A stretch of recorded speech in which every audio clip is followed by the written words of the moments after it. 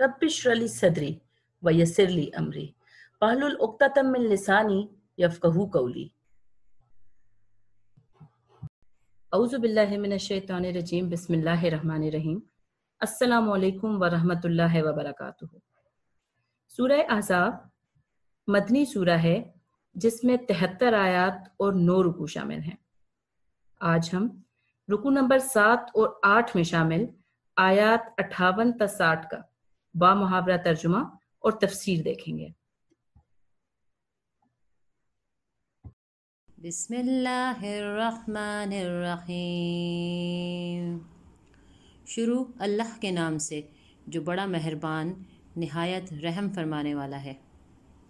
वल्लज़ीना युज़ूनल मुअमिनीना वल मुअमिनाति बिगैरि मक्तसबू फ़क़द इह्तमलू बुहताना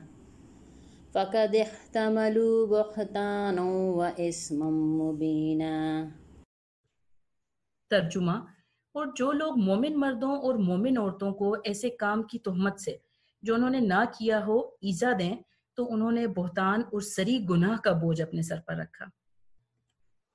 इस आयत में मोमिनीन को बेकसूर अजियत देने वाले लोगों का अंजाम बताया गया है।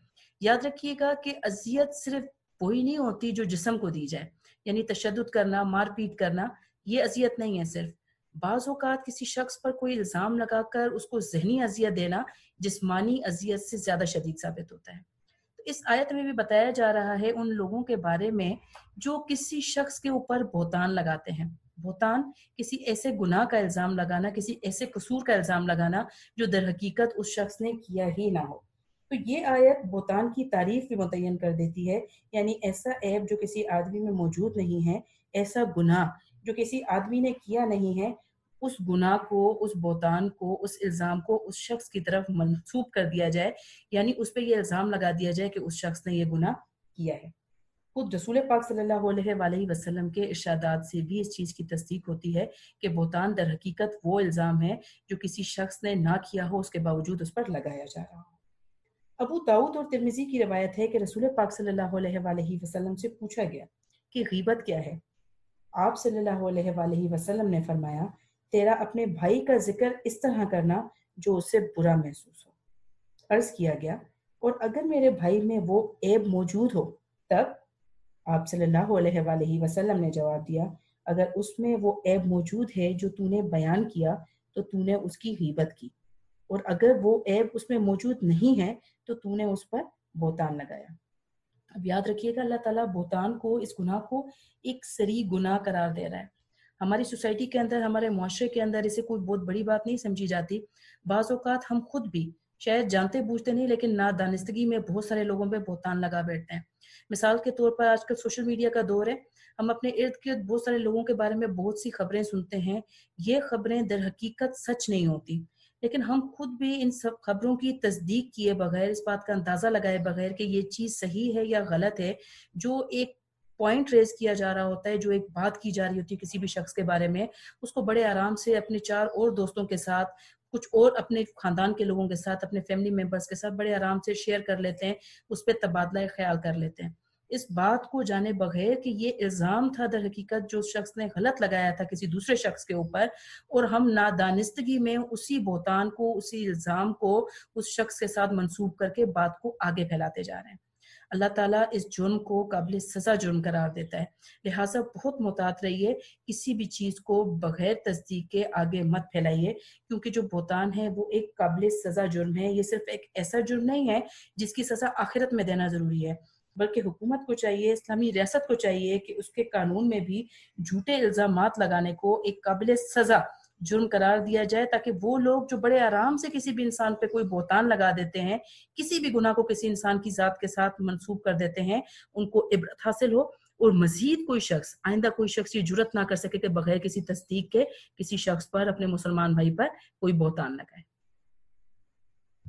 या अय्युहन नबिय्यु कुल लिअज़वाजिका व बनातिका व निसाइल मुअमिनीना युदनीना अलैहिन्ना मिन जलाबीबिहिन ज़ालिका अदना अन युअरफ़्न फ़ला युअज़ैन وَكَانَ اللَّهُ غَفُورًا رَحِيمًا۔ ترجمہ: اے پیغمبر صلی اللہ علیہ وآلہ وسلم، اپنی بیویوں اور بیٹیوں اور مسلمانوں کی عورتوں سے کہہ دو کہ باہر نکلا کریں تو اپنے منہوں پر چادر لٹکا کر گھونگھٹ نکال لیا کریں۔ یہ امر ان کے لیے موجب شناخت و امتیاز ہوگا تو کوئی ان کو ایذا نہ دے گا، اور اللہ بخشنے والا مہربان ہے۔ اس آیت کے اندر ایک مسلمان عورت کی شناخت کے بارے میں بتایا جا رہا ہے، جو کہ بلا شبہ اس کی شرم اور حیا کی حفاظت یعنی اس کا پردہ ہے۔ رسول پاک صلی اللہ علیہ وآلہ وسلم کو مخاطب کر کے فرمایا جا رہا ہے کہ آپ صلی اللہ علیہ وآلہ وسلم اپنی بیویوں، بیٹیوں اور اس کے ساتھ ساتھ مسلمان عورتوں سے بھی فرما دیجئے کہ جب بھی وہ کسی ضروری کام کے تحت اپنے گھروں سے باہر نکلیں تو اپنے اوپر ایک چادر لٹکا لیا کریں، یعنی پردہ کر لیا کریں، اپنے جسم کو، اپنے چہرے کو ایک بڑی چادر سے چھپا لیا کریں۔ یہ حکم دینے کی ضرورت کیوں پیش آئی، تھوڑا سا دیکھ لیتے ہیں اس آیت کا پس منظر۔ ہم بہت اچھے طریقے سے جانتے ہیں کہ مدینہ طیبہ میں مسلمانوں کے ساتھ ساتھ کفار اور مشرکین کی بھی ایک بڑی تعداد آباد تھی۔ یہ کفار اور مشرکین بہت سے اخلاقی رذائل میں مبتلا تھے، جن میں سے ایک غلط عادت یہ بھی تھی کہ یہ جو ہی کسی عورت کو گھر سے باہر جاتا دیکھتے تو دور تک اس کا تعقب کرتے اور اسے پھانسنے کی کوشش کرتے، خصوصاً رات کے وقت یا شام کے وقت جب اندھیرے کا وقت ہوتا تھا۔ یہ راستوں میں، درختوں کے پیچھے اور نشیبی علاقوں میں چھپ جاتے اور جو ہی کسی عورت کو وہاں دیکھتے تو اسے پھنسانے کی، اسے بات چیت کرنے کی، اسے بہکانے کی کوشش کرتے۔ یہی حرکت جب انہوں نے کچھ مسلمان عورتوں کے ساتھ کی اور اس پر انہیں بےزتی کا سامنا کرنا پڑا تو انہوں نے مسلمان عورتوں سے یہ کہہ کے معذرت کی کہ وہ پہچان نہیں سکے کہ وہ مسلمان عورتیں ہیں۔ لہٰذا جب مسلمان عورتوں نے یہ شکایت رسول پاک صلی اللہ علیہ وآلہ وسلم سے کی تو اللہ تعالیٰ کی طرف سے یہ آیت نازل ہوئی جس میں فرمایا گیا کہ رسول پاک صلی اللہ علیہ وآلہ وسلم اپنی بیویوں، بیٹیوں اور مسلمان عورتوں سے کہہ دیں کہ جب وہ گھر سے باہر نکلیں تو اپنے اوپر ایک چادر لٹکا لیا کریں۔ چادر لٹکانے کا انہیں کیا فائدہ ہوگا؟ وہ پہچان لی جائیں گی۔ اب پہچان لی جائیں گی سے کیا مراد ہے؟ وہ پہچان لی جائیں گی کہ وہ مسلمان عورتیں ہیں۔ یہودیوں نے، کفار نے یہی کہا تھا نا کہ وہ دیکھ کر، ان عورتوں کو دیکھ کر یہ پہچان نہیں سکے کہ وہ مسلمان عورتیں ہیں۔ لہٰذا جب وہ چادر اوڑھ کر جائیں گی تو دور سے ہی دیکھ کر لوگ انہیں پہچان جائیں گے کہ وہ مسلمان عورتیں ہیں، وہ با حیا عورتیں ہیں، وہ باوقار عورتیں ہیں۔ اور جب ان کو اس چادر میں، اس سادہ اور حیادار لباس میں کوئی بھی شخص دیکھے گا تو ہر شخص دیکھنے والا یہ جان لے گا کہ وہ شریف اور باپردہ عورتیں ہیں، وہ با کردار اور با عصمت عورتیں ہیں، وہ آوارہ عورتیں نہیں ہیں، وہ کوئی بد کردار عورتیں نہیں ہیں کہ کوئی بھی بد کردار انسان ان سے اپنے دل کی تمنا پوری ہونے کی امید کر سکے۔ لہٰذا اللہ تعالیٰ کہتا ہے جب وہ چادریں لٹکا کر باہر نکلیں گی تو وہ پہچان لی جائیں گی کہ وہ مسلمانوں کی عورتیں ہیں، لہٰذا کوئی بھی انہیں ایذا نہیں دے گا۔ ایذا نہیں دے گا یعنی انہیں تکلیف نہیں پہنچائے گا، انہیں نہیں چھیڑے گا۔